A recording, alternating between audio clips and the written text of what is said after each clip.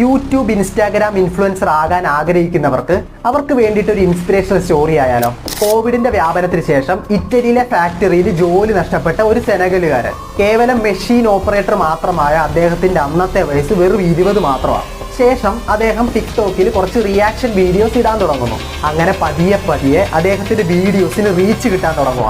ഇന്നിതാ 4 വർഷങ്ങൾക്കിപ്പുറം അമേരിക്കയിലെ ഫേമസ് മാഗസീനുകളായ ഫോബ്സും ഫോർച്യൂണും എല്ലാം ലിസ്റ്റ് ചെയ്ത സോഷ്യൽ മീഡിയ ഇൻഫ്ലുവൻസർ, ലോകത്തിൽ ഏറ്റവും കൂടുതൽ ഫോളോവേഴ്സ് ഉള്ള ക്രിയേറ്ററുകളിൽ ഒരാൾ. ജഡ്ജായും സ്വന്തം ബ്രാൻഡ് പുറത്തിറക്കിയും ടിക്ടോക്ക് ഷോർട്ട് ഫിലിംസിന്റെ ജൂററായും പ്രവർത്തിച്ച അദ്ദേഹം തന്റെ പ്രവർത്തനം ഇന്ന് കുറേ മേഖലകളിലേക്ക് വർദ്ധിപ്പിച്ചിട്ടുണ്ട്.